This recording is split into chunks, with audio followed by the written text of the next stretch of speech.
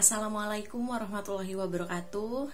Hai teman-teman semua, ketemu lagi sama saya Hana. Kali ini saya mau berbagi, mau sharing tentang gimana sih ceritanya anak kedua saya, Muas, didiagnosis hidrosefalus. Saya harap dengan adanya video ini saya bisa memberikan manfaat, bisa memberikan gambaran buat teman-teman yang mungkin memiliki saudara atau mungkin memiliki anak atau mungkin memiliki teman atau kenalan yang juga mengalami hidrosefalus. Ya, jadi awalnya Muas itu lahir secara normal. Berat badannya bagus, memang agak besar ya, 4,1 kg dengan tinggi 51. Tapi saat itu lingkar kepalanya masih normal. Jadi saya nggak ada pikiran bahwa Muas ini adalah seorang anak yang mengidap hidrosefalus. Seiring berjalannya waktu, memang perkembangan Muas sedikit terlambat. Jadi dia itu bisa tengkurap itu sekitar 6 bulanan kalau nggak salah. Kemudian bisa duduk, itu juga agak telat. Usia setahun baru bisa duduk.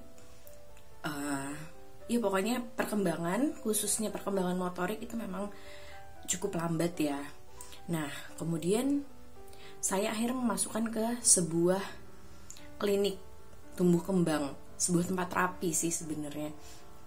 Nah, di sana salah satu terapis mengatakan bahwa Bu, ini maaf, bukan maksud saya untuk menyinggung, cuma saya mau menyampaikan sepertinya lingkar kepalanya Muas ini tidak normal karena terlalu besar gitu.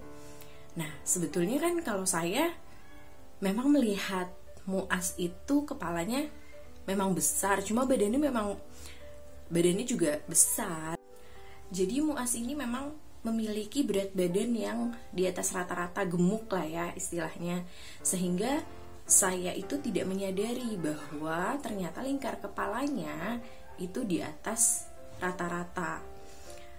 Karena ada saran dari salah satu terapis untuk memeriksa kondisi Muas, terutama lingkar kepalanya yang semakin membesar pada usia sekitar 20 bulan itu, akhirnya kami ke rumah sakit.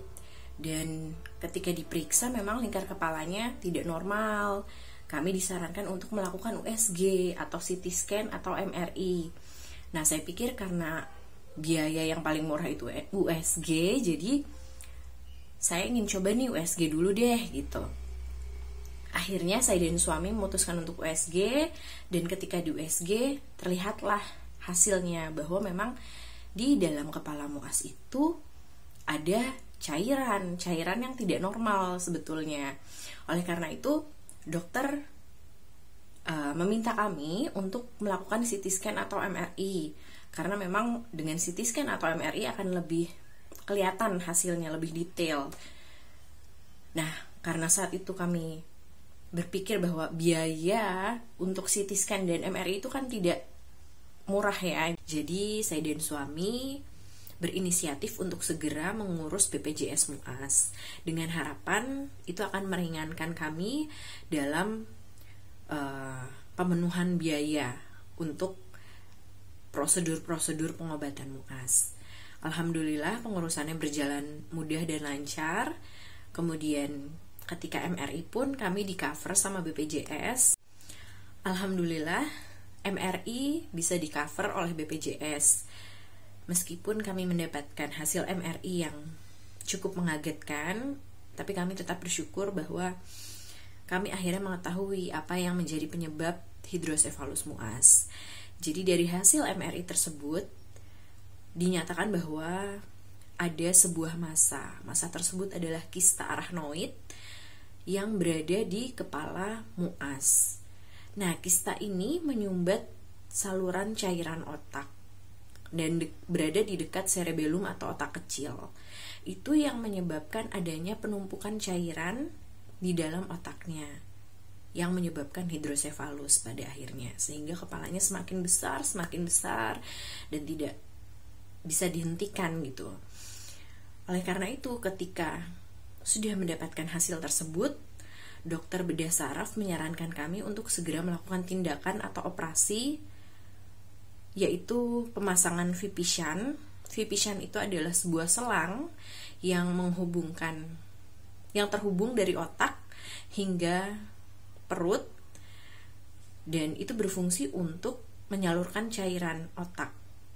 Karena kan tadi ada sumbatan ya di saluran cairan otaknya Muas karena adanya kista, sehingga diperlukan adanya Vipishan. Nah, Vipishan ini akan berada dalam tubuh Muas seumur hidupnya. Tentu saja ini bukanlah keputusan yang mudah ya buat saya sama suami. Oleh karena itu, saya dan suami ingin berpikir matang sebelum memutuskan melakukan tindakan, sebelum mengizinkan para dokter melakukan tindakan operasi pada Muas. Alhamdulillah dokter-dokter juga sangat mengerti, sangat bijak ketika kami menginginkan waktu untuk berpikir. Mereka memberikan kami waktu tersebut. Kami boleh istikharah dulu, boleh memikirkan dulu sebelum nanti memutuskan apakah akan melakukan tindakan operasi atau tidak. Dalam kurun waktu tersebut, selain melakukan sholat istikharah, saya dan suami juga berikhtiar mencari alternatif seperti produk herbal, kemudian pijat, totok, dan sebagainya, dengan harapan itu bisa menyembuhkan hidrosefalusnya gitu. Namun qadarullah, setelah beberapa kali kami mencoba berbagai ikhtiar alternatif tersebut, namun belum juga memberikan hasil, lingkar kepala Muas semakin membesar. Akhirnya kami semakin memantapkan diri, meminta petunjuk dari Allah untuk dikuatkan hatinya, dimantapkan lagi hatinya agar kami semakin yakin untuk melakukan operasi gitu. Ya, akhirnya saya dan suami membuat keputusan. Keputusannya adalah ya bismillah, mungkin memang operasi yang harus dijalani oleh Muas untuk mendapatkan kesembuhan. Jadi meskipun ini akan tentu saja berpengaruh ya terhadap perjalanan kehidupannya, karena Vipishan tersebut kan akan berada dalam tubuhnya seumur hidupnya. Cuma kami bismillah, ikhlas, harus ridho, harus sabar menghadapi ini semua. Insya Allah ini adalah jalan terbaik untuk kesembuhan Muas.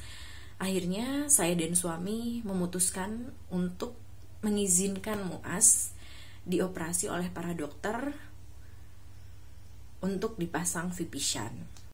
Untuk cerita tentang proses operasi dan sebagainya akan saya ceritakan di video selanjutnya. Terima kasih sudah menonton.